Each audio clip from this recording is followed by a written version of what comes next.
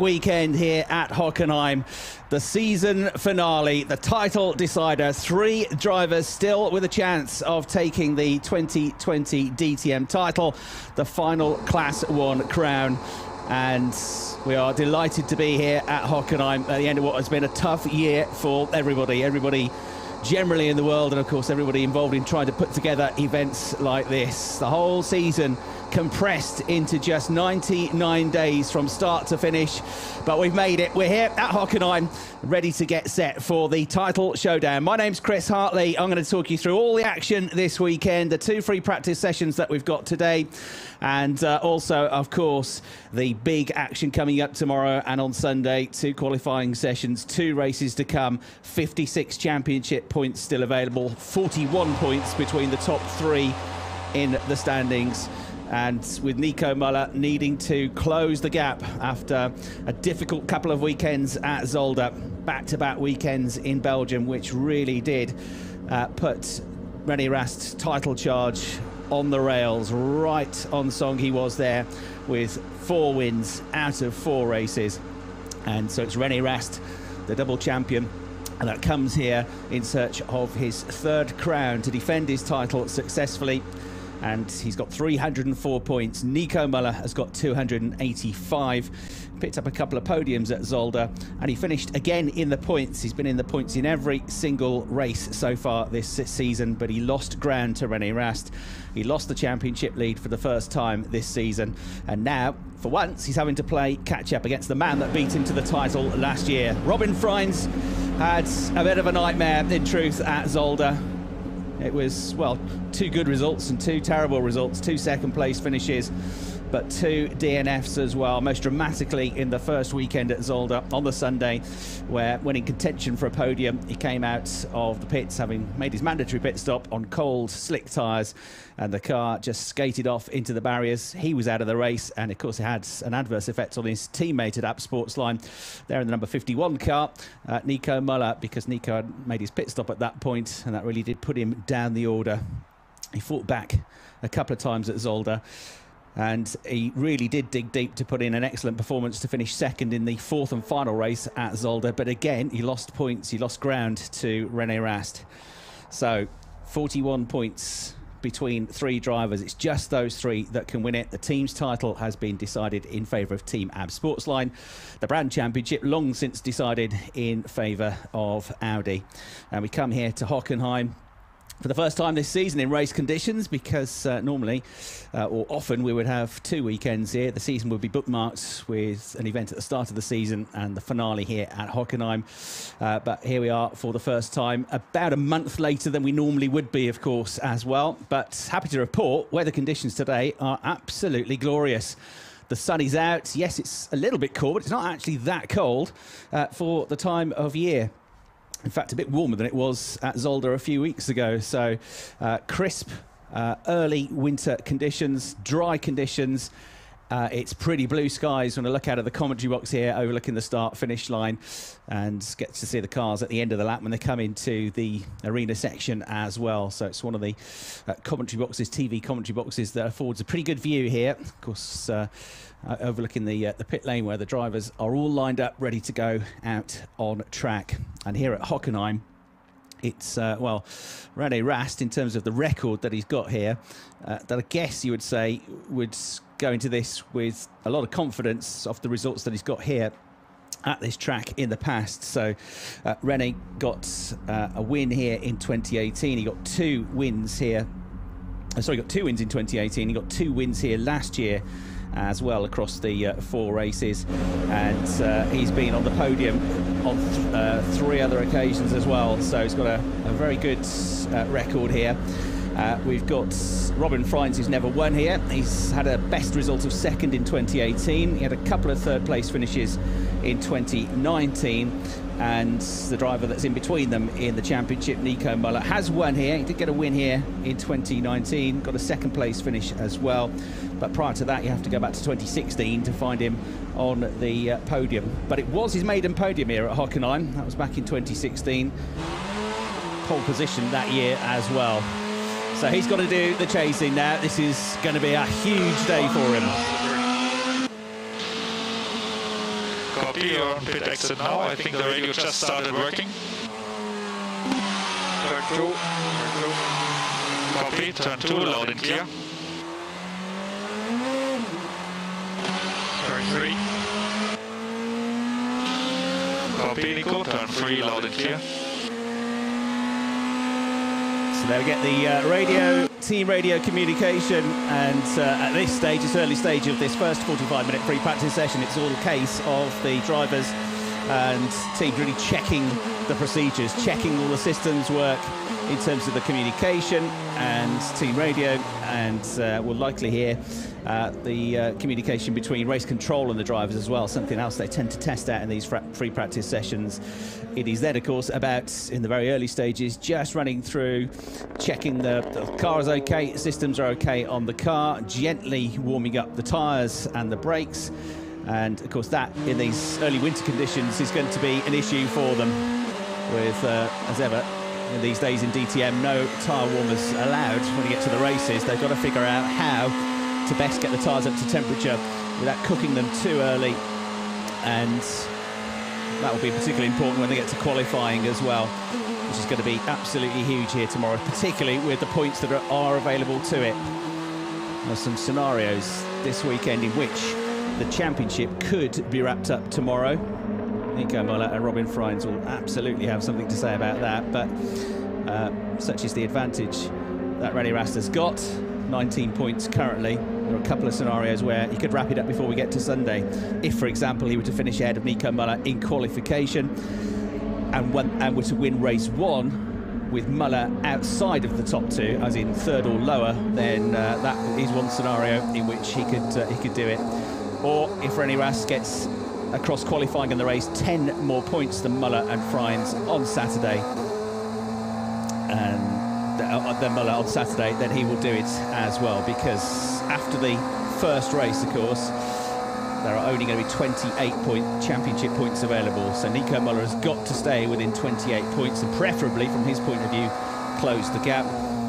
And for Robin Franz, it's a big ask. He's got to close a 41-point gap, and there are only 56 points available, so he needs both of his championship rivals to struggle.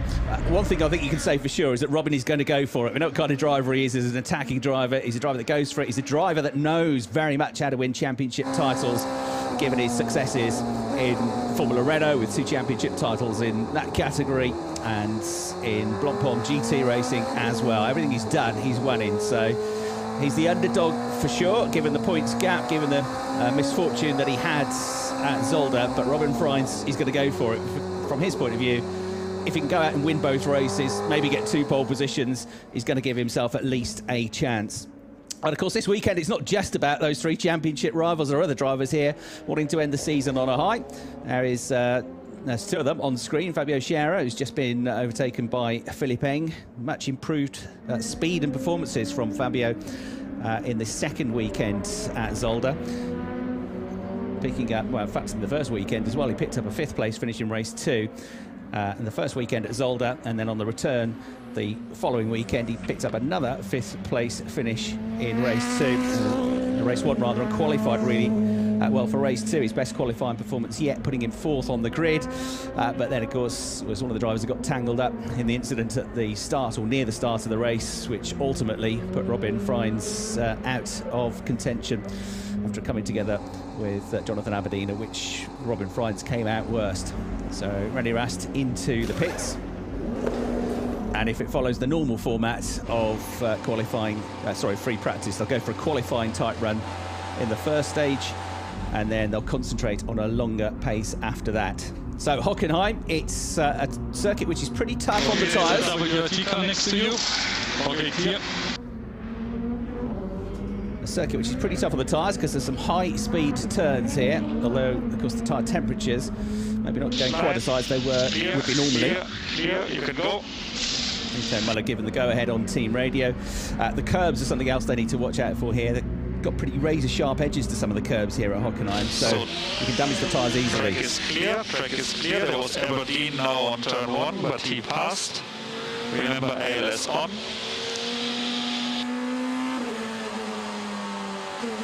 So the circuit's just over 4.5 kilometres long. It's got some very quick stretches as well, and they will get up pretty much to the top speed that these cars can do, 295 kilometers an hour. So go. If you're fine, go. Busy lap as well with 44 gear shifts per lap. In terms of the sorts of... New tire, watch the white line, and track should be free. See Timo Glock going at. So in terms of such times we should be looking at here, and in terms of lap record pace. Track is clear. The next car should be possibly green, but a good gap to the rear. A lap records in race conditions, a 1 minute 30.401, set last May by Pietro Fittipaldi in his Audi. So that's the kind of benchmark time. We're looking to be going quicker than that in a qualifying type run, but we'll see what the track is like given the conditions. Now we've got Loic de Waal under investigation for exceeding the pit lane speed limits. That's the first message that's come up on the timing screen, the race control screen. See Fabio Scherer building up speed and tyre temperature. Timo Glock likewise.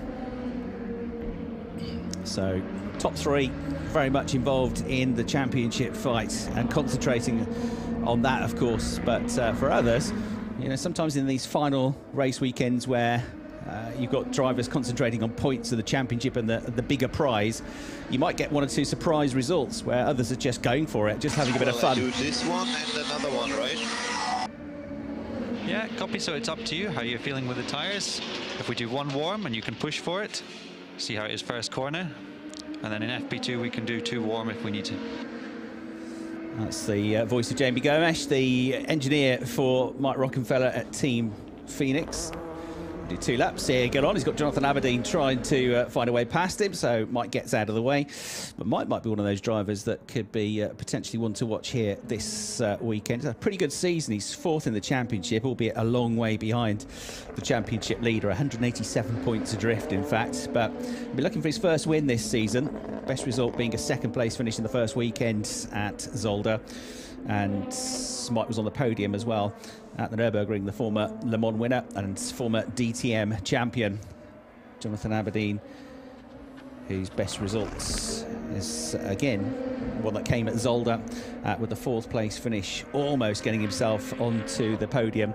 Couldn't quite find a way past Ferdinand Habsburg as much as he tried through the final stages of the first race in weekend 2 at Zolder. So can he hunt down a podium? He's had a few 4th place finishes so far in his DTM career. We've only had a couple of meaningful times been set so far. That's the first push lap really that we've seen, and that's Jonathan Aberdeen setting an early benchmark time of 1 minute 32.168, but more to come. René Rast has just gone past the commentary box window to begin potentially a flying lap here, and the circuit is very busy at this stage. Jonathan Aberdeen looks like he's going to continue on this lap. Track limits messages coming up. Lucas Auer, who's currently set the 2nd fastest time, has apparently failed to manage track limits after turn 1. And turn 1 is going to be where there's, I think, a lot of that this weekend, because you can run these days very wide on the exit to turn 1, and there's a lot of runoff area there. We'll see it, I'm sure, in the start of the race, or races this weekend, but they are obviously keeping an eye on that. Jamie Green has set the absolute best 1st and 2nd sectors. You're watching him now. Jamie's had a really tough season. It's started well for him. He was running 2nd in the championship after the first weekend at Spa, but he's had lots of trials and tribulations this year. But Jamie would love to end on a high, and he started the weekend well. Goes top of the free practice times with a 1 minute 30.485 second lap. But you got Rast, de Waal and Aberdeen all on quick laps as well. Aberdeen looks like he might just squeeze back to the top of the times here. Absolute best through the 2nd sector. Personal best in the other 2 sectors, but actually he's 1/10 down on Jamie Green. BMW's up there. It's very early days, I know, but Jamie in the Audi fastest. Then you got Jonathan Aberdeen in BMW 2nd, Lucas Auer BMW 3rd. Mike Rockefeller's just popped up to 4th. And Timo Glock up there as well, and Ferdinand Habsburg continuing his excellent form from the Zolder 2 weekend. Goes 3rd quickest, but briefly, because Philipp Eng now goes into 3rd place with a time of 1 minute 31.007. So Jamie Green 130.4, Jonathan Aberdeen 130.6, and a 131.007 for Eng in third. Then there's quite a big gap actually to fourth of 0.8 of a second. Lucas Auer 0.8 slower than Philip Eng, but fourth 131.8, and then fifth is Habsburg, but with a 133.7. Like Duval just going through, looked like he was on a pretty decent lap. Personal best in the first two sectors, but at the moment he's outside of the top 10. So he heads back through the very quick Ravenel curve, turn 1, fifth gear corner.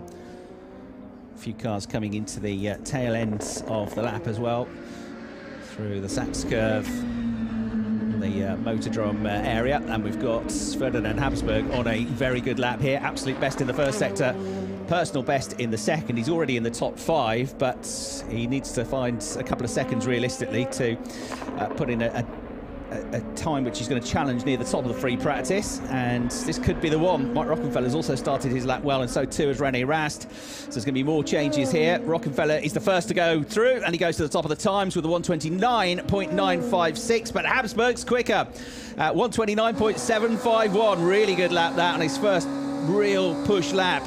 But René Rast takes it away almost straight away, 129.738. And that's the first of the championship contenders that we've seen with a name at the top of the times so far. René Rast, 129.738. That is only 13 thousandths of a second quicker than Ferdinand Habsburg, who celebrated his first podium at Zolder a few weeks back. René Rast, Ferdinand Habsburg and Mike Rockefeller, the three drivers that have so far broken the 1 minute 30 barrier with a 129.956. For Mike Rockefeller. Loic Duval improved as well, up to fourth place, 1 minute 30.141. Jamie Green 130.485 is 0.3 adrift. Then Sheldon van der Linde looking strong, slightly off colour weekend at Zolder too, but he's had a really good season, Sheldon, and the South African sixth quickest, 130.491. Timo Glock gets his name in the mix now as well, 130.115. Fabio Scherer improves his laps, but he's still a little bit off the ultimate pace. Jamie Green's got very close to the top of the times as well. Now he's gone back up into the top 3, and a 129.757 means it's just 19 thousandths of a second, as you can see from the screen, between the top 3.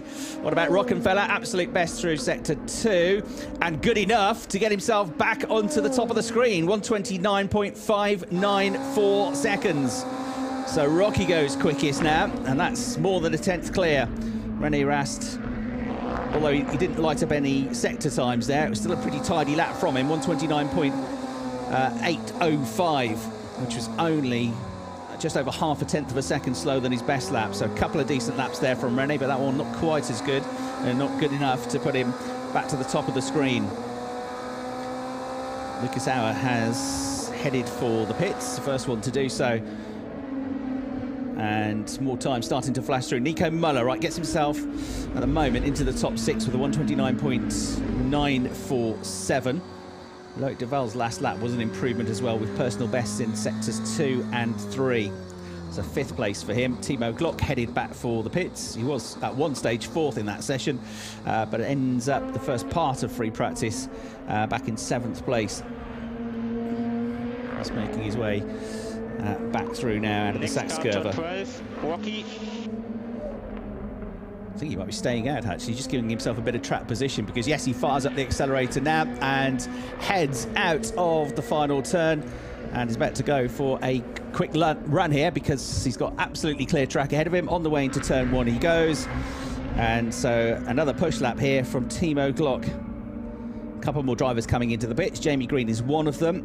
I told you about Lucas Auer. The other one that's come in is Jonathan Aberdeen. And most of them have stayed out there for the time being. We're a third of the way through the session. Track limits, I know. And guess where that was? Turn 1. I know that I reached track limits turn 1. I know they're there. I'm just finding them. I'm just exploring them. I've got 1, 2, 3, 4, 5, 6, 7, 8, 9, 10, 11, 12 messages on the race control screen that say that a driver has failed to manage track limits at turn 1. So, Timo, you're not the only one that's guilty of that. But I guess the officials just laying down the law here, because if you let drivers get away with things, you know what they're like. They're going to push the boundaries. They're going to push the limits. Every hundredth of a second counts. And if that means using a bit more of the track than you maybe should, then they'll try and do it. Timo Glock backing off now as he makes his way back into the Sachs curve. So he's the latest driver to fall foul of that. The right sides are wrong, or something is totally out of reach on the front in high speed. Zero front end. In this lap. Cars in the garbage. So Timo not sounding completely happy with the car there. Okay, copy that, Timo. So we'll check quickly. Balance not right, as you say, he was going for a lap. It's been a winner here at Hockenheim in the past, all the way back in 2013. Got a win here. That was his maiden victory in the DTM 7 years ago. He picked up another win a couple of years ago in 2018, and he was on the podium a couple of other times that year as well in 2018 season, as we get a replay of a lockup there, which is still possible even in these cool conditions.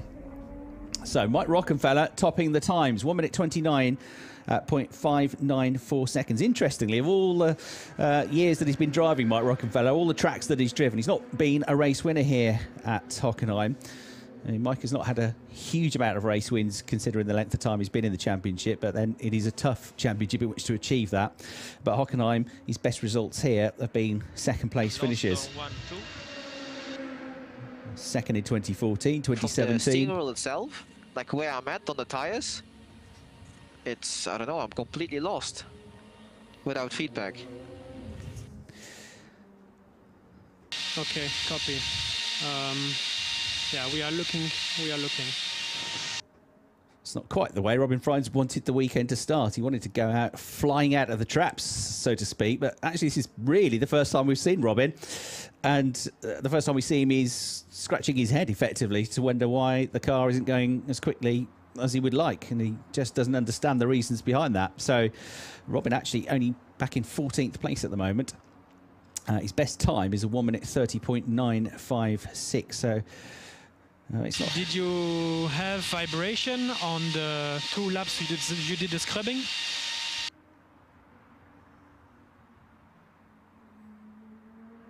No response.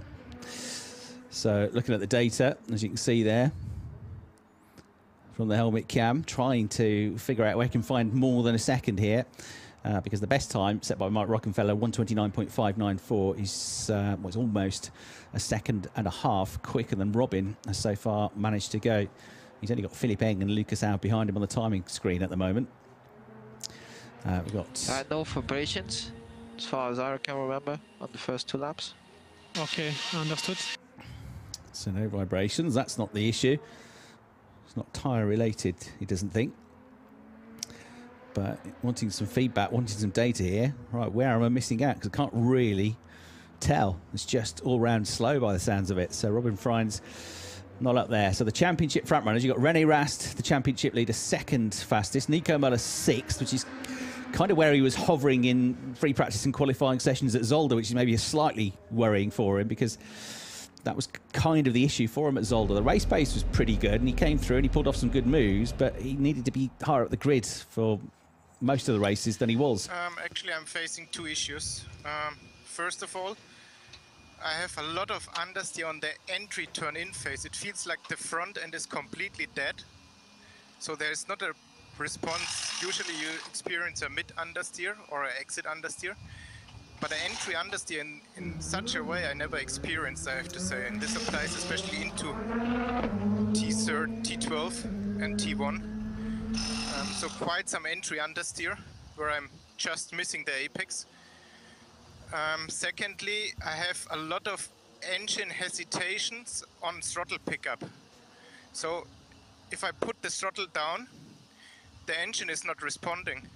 There is like a hesitation and like a complete deadband, and then it picks up, but this is very bad in terms of drivability. Also never experienced that extreme, I have to say. So if you can tune it there, it would be very helpful, I have to say. Well, apart from that, did not get really the laps together in a way that I'm happy, let's say. Yeah. And then towards the end of the run, the rear started to degrade. I don't know if we have already rear graining, but it seems like on the entry phases and exits, the rear tire is starting to give up. So very eloquent feedback there from Marco Wittmann. No less would you expect from a two-time champion. And the driver is still very young, of course, but actually very experienced these days. And the two big problems he pointed out there were understeer. I've never experienced understeer like it. I'm turning in and nothing's happening. The car's not responding and it's just washing out at the front, just wanting to go straight on all the time. And the other more worrying issue, I suppose, in a way, is there seems to be a technical issue in that there's quite a serious amount of lag between when he hits the throttle and when the power actually comes 16 through. 16 timed laps possible, 16 timed laps. So fascinating to hear as Marco Wittmann explains the issues with the car, but very calmly. You know, if you could have a look at that and put it right, that would be lovely, actually. Thank you very much. He's not getting frustrated or angry in what must have been a really tough season for Marco. I mean, at Zolder, the second weekend at Zolder, he just didn't have the car underneath him to compete, and we know what a wonderful driver Marco is. And he just, you know, scrapping to get into the points. Finished in the end with, what, an 8th and a 10th in the second weekend at Zolder. In fact, across the 4 races, the best he managed were a couple of 8th place finishes, and that's not where he should be, the level of the driver that he is. He should be fighting at the front.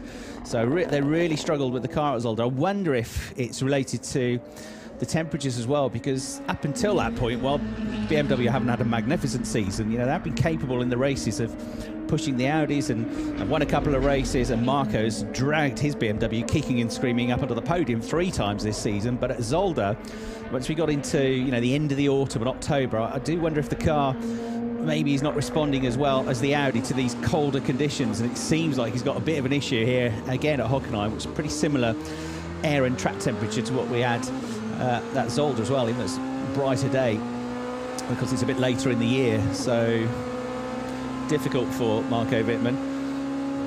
Somehow he's got himself 7th in the championship, but it's been a real fight every time. So they're going for the longer runs now to try and set up the cars for the race and see how the tyres degrade or don't degrade, and how much they can push and the sort of target lap times they need to put in to make sure they can have a good strategy and an open strategy in terms of pit stops for the race. 16 laps possible was the message that we heard for Nico Müller. So expect 15, 16 lap runs now from the drivers in the remaining 21 minutes and 50 seconds that we have on the clock. I expect Robin Franz to try and get something out of this session, because he's been nowhere so far in terms of the pace. We'll figure it out, I'm sure, but you want to start on the front foot on the weekend. It's so important, especially in the context of the championship scenario and where Robin is in that battle. And sort of absolutely starting on the back foot after the first half an hour of that session. So longer run times now, we'll see how they compare, but I expect them to be at least a couple of seconds slower than when they're going for qualifying type runs. Mike Rockefeller has just gone through with a 1 minute 32.5. That in fact is 3 seconds slower than his best push lap. We've had René Rast just cross the line with a 132.2. Also in the 132s, Loic Duval, back of course after missing the second weekend at Zolder because he was racing at Petit Le Mans. So good to have Loic back.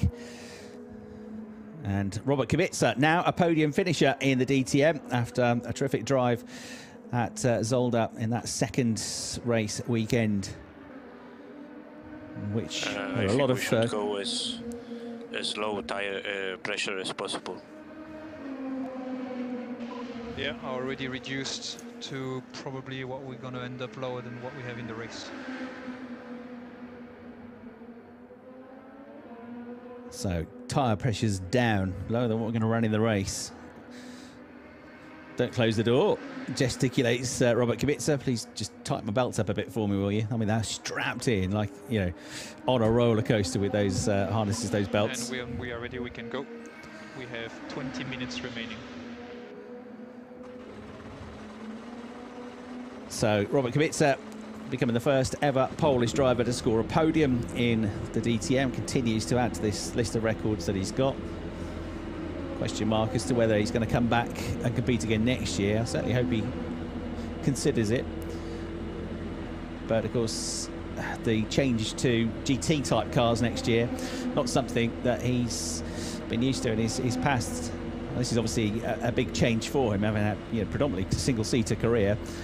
But you know, these cars do come with a lot of aerodynamics on them, and that's, you know, at least been something that he has been used to, aero and downforce. And he's certainly got better and better.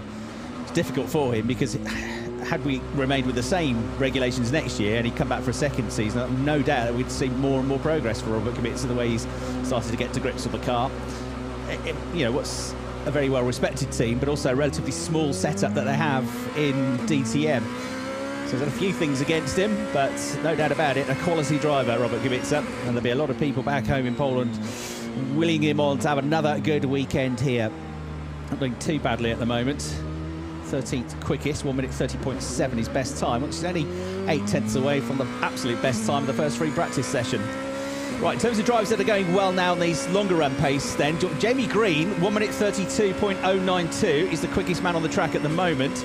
And then you've got, no, take that away, because Nico Muller actually has snuck into the 131s, a 131.985. So Nico Muller, who's a bit of a master of the longer run and looking after the tyres, particularly at the end of sessions. He's many times this year on a 15, 16 lap run. He's the one that's maybe not quite been as quick as Franz or Rast at the start of the session, but by the end he's been quicker than them. He's been able to look after the tyres maybe that little bit better. Even at Zolder that was the case. But he's the quickest man on the track at the moment, Nico Muller, 1 minute 31.985. We've just had Rocky with a 132.070. You're looking at him now. And slightly quicker than him, Loic Duval, 132.050, and Jamie Green at 132.092. So Rockefeller, Green, Duval, all very close to one another. Just 42 thousandths of a second between them in the very low 1 minute 32s.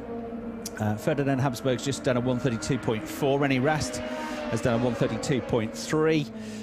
And who else is going well? Sheldon van der Linde has put a good lap in, 1 minute 32.240. And Robin Franz has now found something, well, at least relative to the others, 132.084. So he's in that second group as well. So you've got Nico Muller, who's just edged into the high 131s. Then you've got in 132.0 type brackets, Rockefeller and Green, and also now Robin Franz with a 132.084, and Mike Rockefeller as well.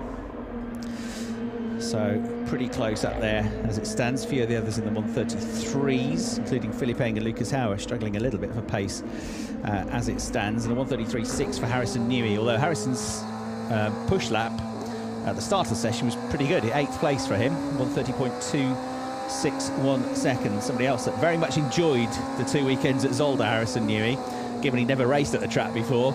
He did very well indeed. He got 4 points finishes out of 4. The British driver, a best of 5th, which is now his best in DTM. He had a 5th, a 6th, a 7th and a 9th. So Harrison Newey would have been very happy, I think, to have another weekend at Zolder, but this is another track that he's got to learn.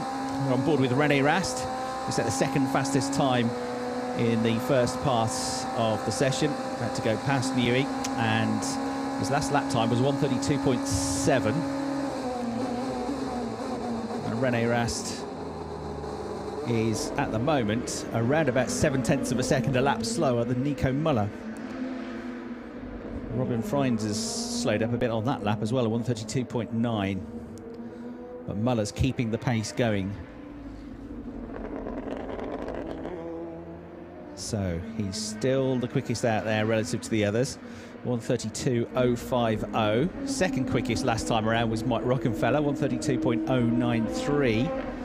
And then third quickest with a 132.3 was Jamie Green. Looks, again, pretty strong here, Jamie.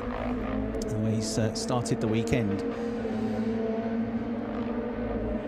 Definite upturn in pace for Jamie at Zolder, although he got mixed up in a few battles and incidents, notably with Philippe Engu, who seemed to be together with large parts of the races and together with him a bit too, literally as well at times. Those two definitely having a couple of battles at Zolder. Jamie Green normally up there in the top 3 in the championship. More seasons, more often than not. Well, we saw Rast go past Newey. Newey after that happened going out way wide, exploring the track limits. Not deliberately so, though. And you can see just how close to the wall they get at times as well here to try and cut in and get the best line into the corners. On board with Robin Franz, 1:33.054 last time around. So, again, he's struggling a little bit for pace compared to the very quick guys. You've got the best laps last time around, 1:32.1s for the likes of Fabio Scherer, 1:32.1, 1:32.1 for René Rast was a good lap.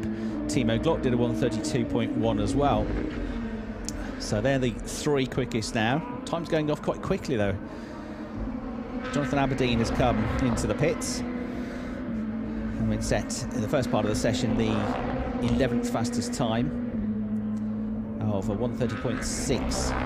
Pretty tight throughout the whole field, which bodes well for a good qualifying session tomorrow. Franz and Timo 32.1, Sheldon 32.4.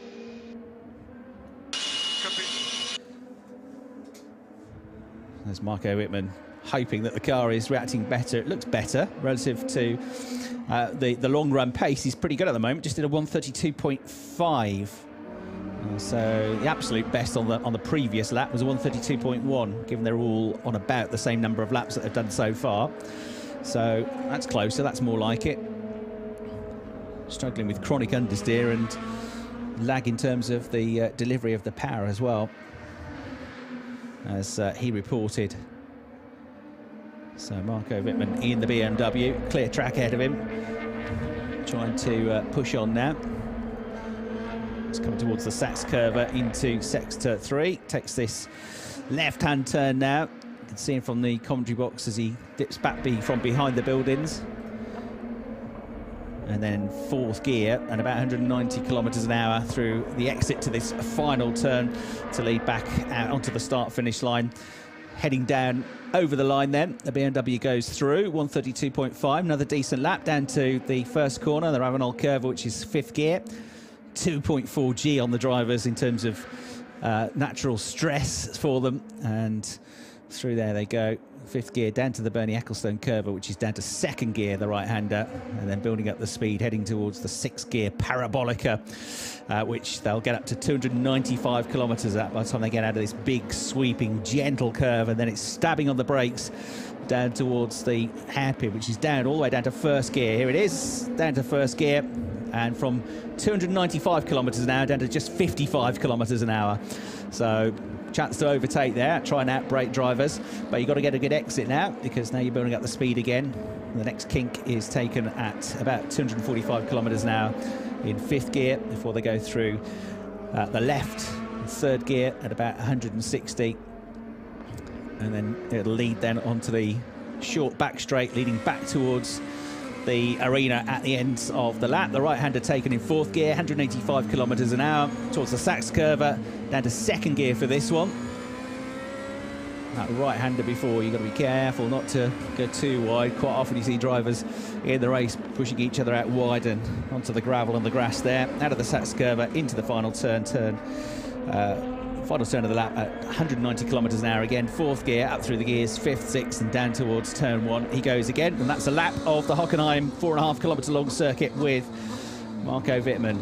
1:32.495. 3 laps all within a 1/10 of a second of each other as we switch to Timo Glock now, the ex-Formula 1 racer. Adjusting the brake balance there, you saw that lever where they can adjust the pressure of the brakes from front to rear on the car, manually do so. So Mike Rockefeller 1:32.971 last time around. was only bettered by a couple of drivers. You've got him, Timo Glock, who you're with now, and Fabio Scherer, all in the 132.9s. But the quickest driver out there was Marco Wittmann, that 132.4 that we saw. So that's a bit of a turnaround. It's gone from being bang in the middle of the field in terms of his, well, actually towards the tail end of the field in terms of his single lap pace, to being one of the quickest out there on the long runs. And whatever they've done seems to have absolutely sorted the car out for now. But they've got to make sure it's got good trim for qualifying, and they'll have another bash at that single lap run in the half-hour free practice session to come this afternoon. Got just over 9.5 minutes to go.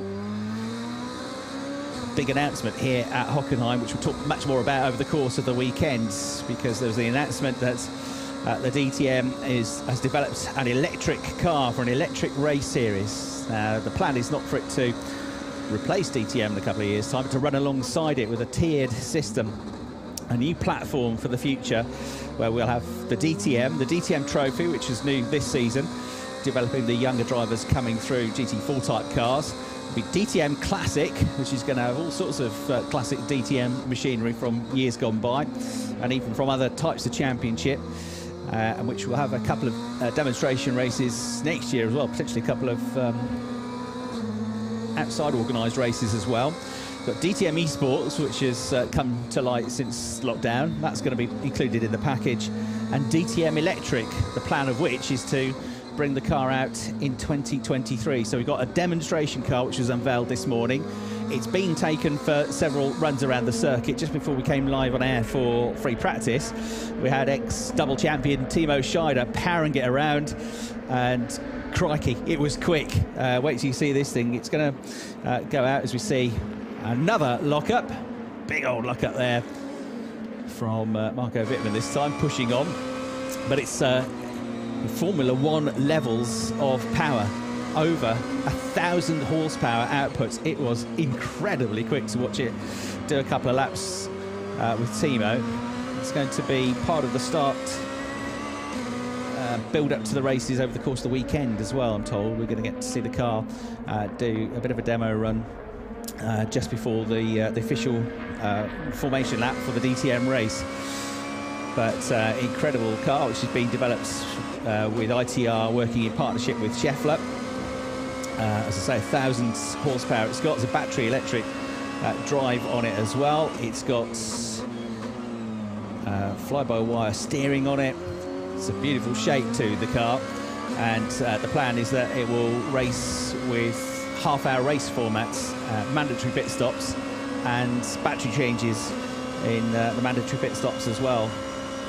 We've got, as I say, Timo Scheider. We're going to have former champion Hans-Joachim Stuck's going to be driving it this weekend. Rockefeller brand ambassador Sophia Florsch is going to be one of the drivers behind the wheel of it. Daniel Abt, ex-DTM racer, Formula E racer Daniel Abt is going to be driving the car as well.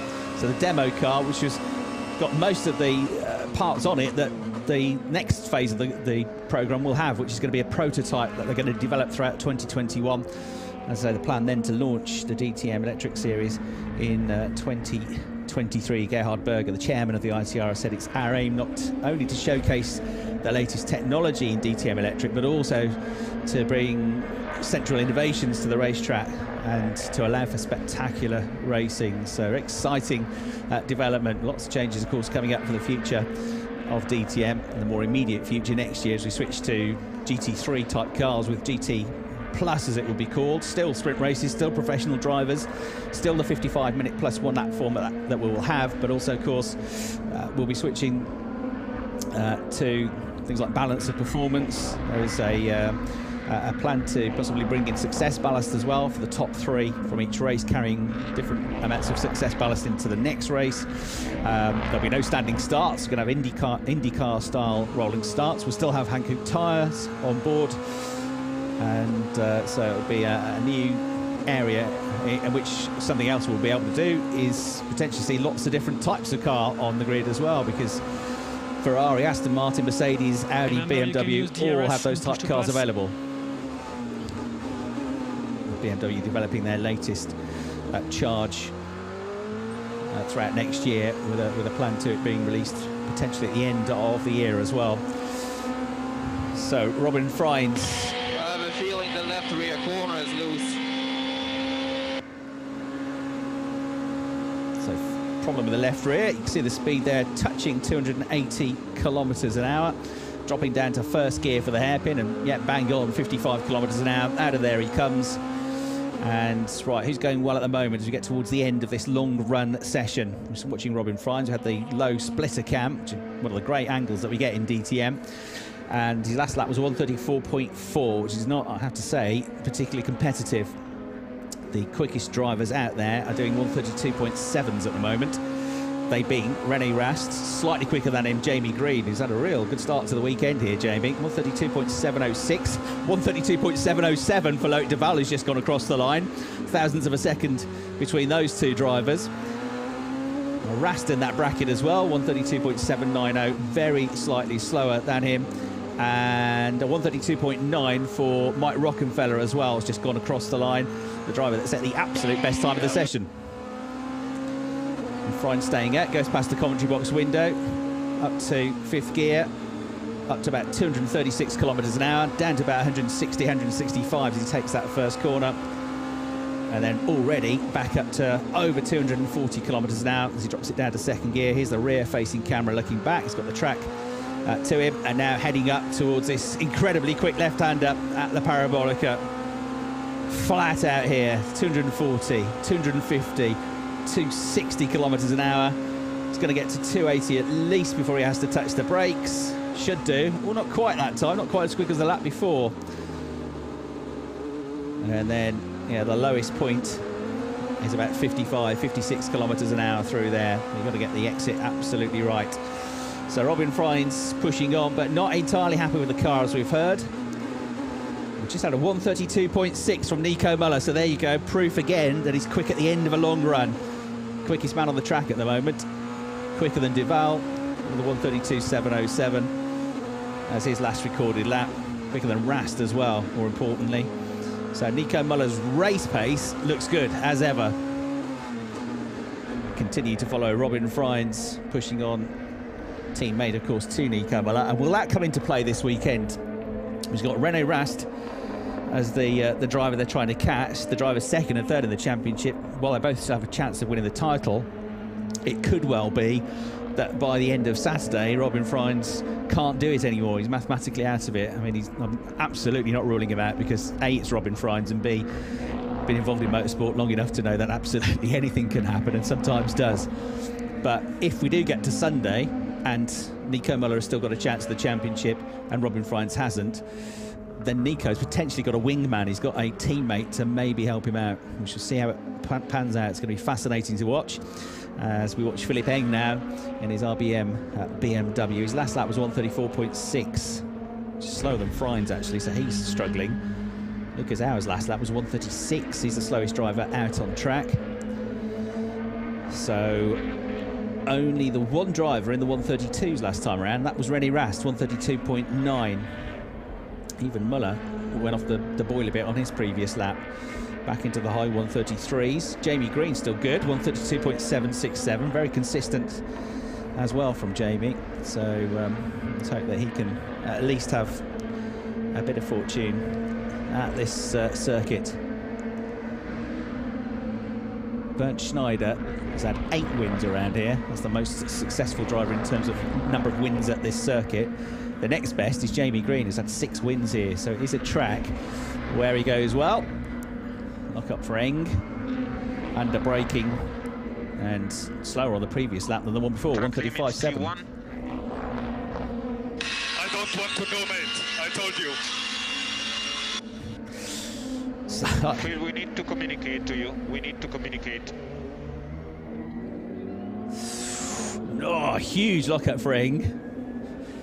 Was that because he was just distracted, or was he really struggling with the car? Maybe both, but that car looks like a bit of a handful to drive, doesn't it? And Philippe Eng clearly a bit rattled, given the radio communication. And he's going to bin it off now. Gets well out of the way of Marco Wittmann, who comes through. Marco's still going pretty well, 133.3. It's not the absolute fastest, but he's in that kind of second bracket.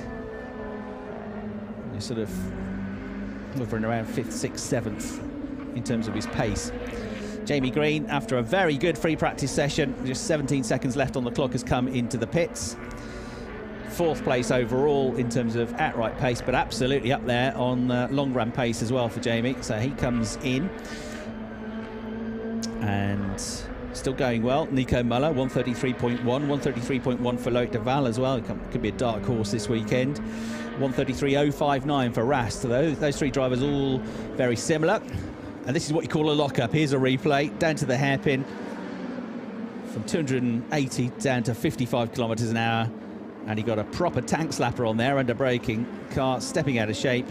And old Marco Wittmann just behind. Well, he couldn't see a thing when he tried to find the apex of the corner. Sheldon van der Linde has now come into the pits. Marco Wittmann likewise. Jamie Green's gone back out because he's going to be taking part, as I'm sure they all will, in a practice start at the end of this free practice session. Something that'll be particularly important given the colder conditions that they're normally used to starting cars in. Flag is now out on the session.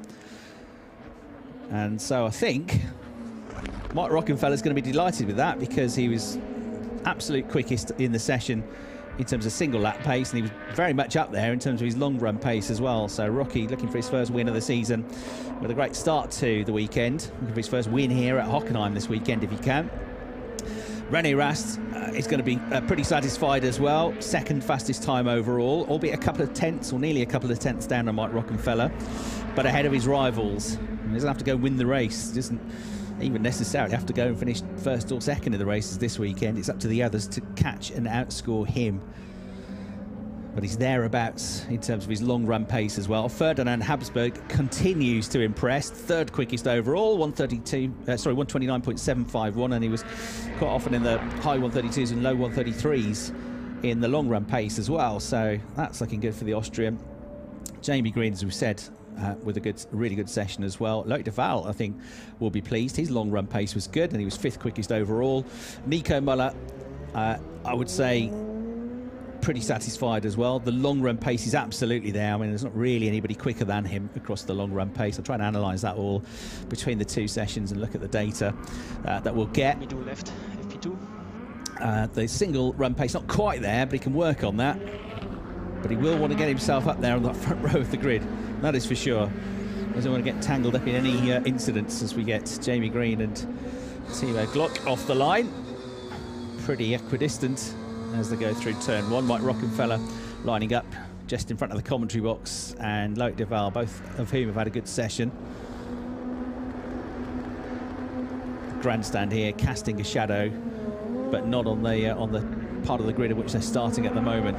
The low winter sun could be an issue this weekend as well. Can be quite blinding at in the afternoon, certainly the end of the afternoon. Right, Philippe Eng, frustrating session gets underway. Marco Wittmann goes with him. Harrison Newey and Sheldon van der Linde lining up next. And then we've got Fabio Scherer and Lucas Auer to come. Lucas really struggling for pace in both single run, but particularly on his long run pace, he really did struggle. Good start for Sheldon van der Linde. He hooks that one up very nicely, and actually he's going to nose in front of Harrison Newey getting into the 1st corner. So good start for Sheldon. And then Fabio Scherer, fresh off the back of a couple of 5th place finishes from the 2 weekends at Zolder. Unfortunately not able to turn his best ever grid in DTM, in his 1st season of DTM, into a top result. The circumstances that transpired in the final race at Zolder.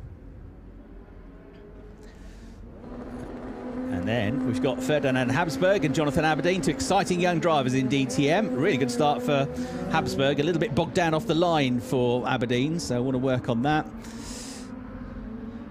And Robert Kubica is going to be taking his practice start solo. So Robert Kubica made the session 13th quickest.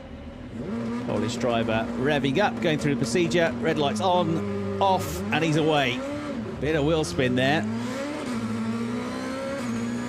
But he's away with a pretty decent start. René Rast I can see coming. Who else would be with him but Nico Muller and Robin Franz? Well, how about that?